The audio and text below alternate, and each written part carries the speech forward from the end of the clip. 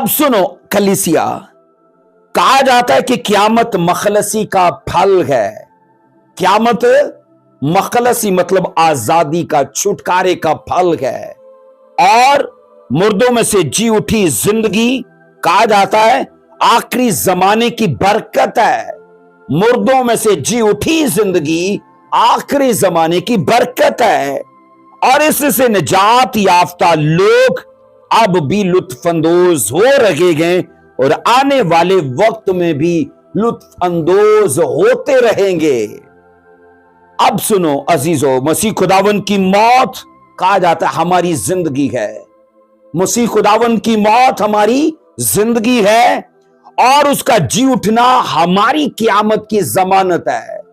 मसीह का मुर्दों में से जी उठना हमारे जी उठने की जमानत है, हमारी क़यामत की गारंटी है। याद रखना अजीजों, जो मसीह में मरते हैं कहा जाता है उनकी क़यामत मसीह के वसीले से होगी। जो मसीह में मरते हैं उनकी क़यामत मसीह के वसीले से होगी।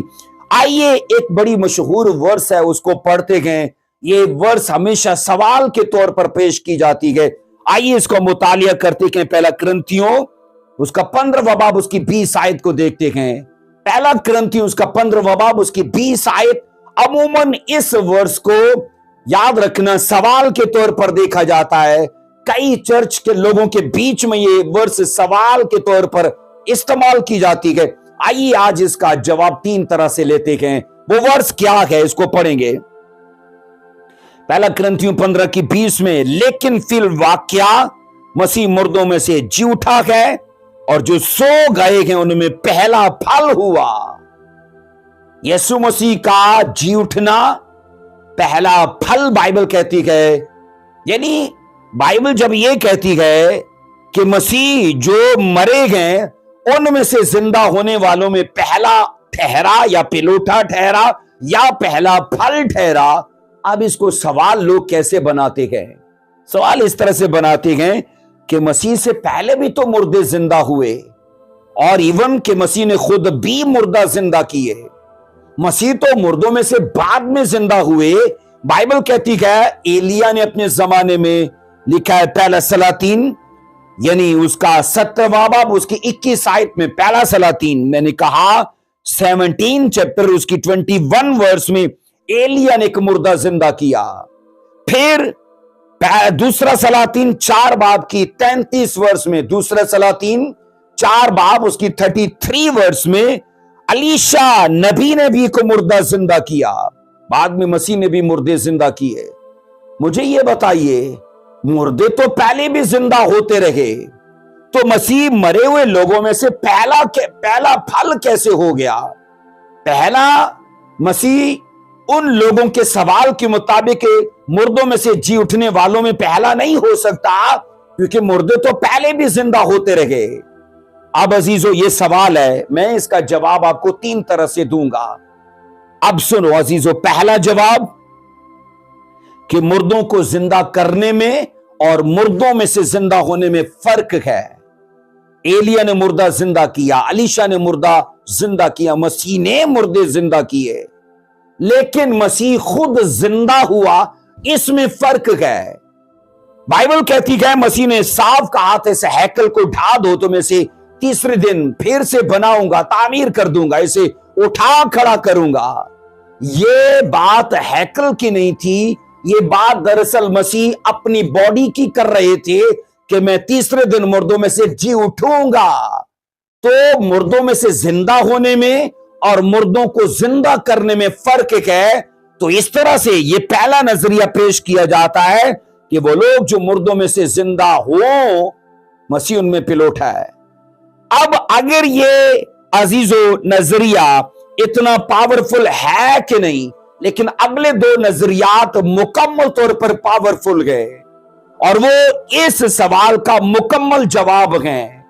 अजीजों उनमें से दूसरा नजरिया ये है कि मसीह खुदावन से पहले जितने भी मुर्दा जिंदा हुए, याद रखना वो बाद में फिर मर गए। इससे पहले जितने मुर्दा जिंदा हुए वो बाद में फिर मर गए, पर मसीह जब जिंदा हुए तो वो बाद में नहीं मरे। तो इसका मतलब है कि मसीह उनमें पिलोठा है जो मैंने कहा जिंदा होंगे ना मरने के लिए। आज तक ऐसा अभी तक कोई जिंदा नहीं हुआ जो ना मरा हो। जितने जिंदा हुए लोग किए गए, अलीशा ने, एलिया ने, मसीह ने, वो बाद में मर गए। लेकिन जब मसीह की बात आती है तो मैंने कहा मसीह इसलिए पिलोठा ठहरा कि अजीजों उन लोगों में, क्योंकि कलीसिया भी बाद में उन बदनों में जिंदा होगी जो कभी भी खत्म नहीं होगी। उस जिंदगी में वो जाएंगे जिस पर कभी मौत का अख्तियार नहीं होगा। तो वो मंजर बाद का है। तो मसीह पहले, याद रखना अजीजों, वो कर गए तो इसलिए वो पिलोठा ठहरे। मैं समझता हूं कि आप इसको जान पाए कि मसीह, याद रखना अजीजों, मैंने कहा मुर्दे सारे मरे लेकिन मसीह उस जिंदगी में जिंदा हुए जो कभी दोबारा नहीं मरेगी। ये 2 नंबर का नजरिया, और ये पावरफुल नजरिया है। नंबर 3 का नजरिया, ये भी पावरफुल नजरिया है। इससे पहले जितने भी मुर्दे जिंदा हुए वो सारे के सारे फानी बॉडी में, फानी बदन में, जिस्मानी बदन में जिंदा हुए। आने वाले वक्त में कलीसिया भी जलाली बदन में जिंदा होने वाली है, लेकिन मसीह, याद रखना, जलाली बदन में उनसे पहले जिंदा हो गए।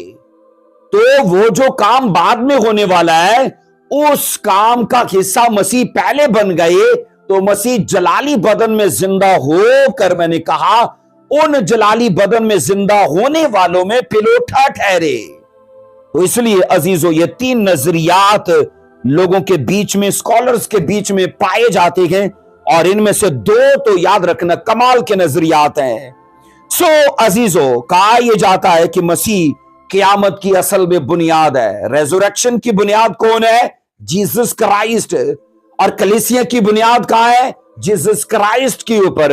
अगर यीशु, याद रखना, जी उठा है तो याद रखना कलीसिया भी जी उठेगी। सो अजीजों, जब क़यामत का जिक्र आता है तो इससे ये मुराद है कि इसमें पहला फल मसीह है। सो कहा जाता है किसी भी खेत में या किसी भी फसल में अजीजों, जो मुट्ठी भर फसल बकाया फसल से पहले तैयार हो जाती है उसे कहा जाता है फसल का पहला फल। आपने देखा होगा, अगर आपके घर में कोई फल का दरख्त है, आपने लगाया है, तो बकाया फल की फसल आने से पहले 2-4 फल उस पर पहले उग जाएंगे, और वो क्या है? उस फसल का पहला फल। तो अजीजों, इसी तरीके से मसीह खुदावन, याद रखना, ईमानदारों में पहला फल है क़यामत के वसीले से। सो बहैसियत एक सच्चा मसीही हमारे ईमान की और हमारे अकायद की और हमारी तालीम की असल बुनियाद मसीह खुदावन की क़यामत पर है। याद रखना, वो जी उठा है, हम भी जी उठेंगे। अब सुनो, अगर सदूकियों की तरह यह मान लिया जाए कि कोई क़यामत नहीं है और मसीह भी जी नहीं उठा, तो इससे मुराद क्या होगी कि ईमानदार भी नहीं जी उठेंगे। लेकिन अगर शागिर्दों की तरह और दीगर ईमानदारों की तरह यह माना जाए कि क़यामत होगी क्योंकि मसीह की हुई है, तो इससे याद रखना हमारे अंदर उम्मीद और तसल्ली पैदा होती है कि हम सदा बर्बाद नहीं रहेंगे, हमारी खाल सदा फना नहीं रहेगी, और हमें एक दिन जलाया जाएगा, जिंदा किया जाएगा। जैसे अय्यूब ने कहा, मैं उसे देखूंगा, हम भी मसीह खुदावन को देखेंगे।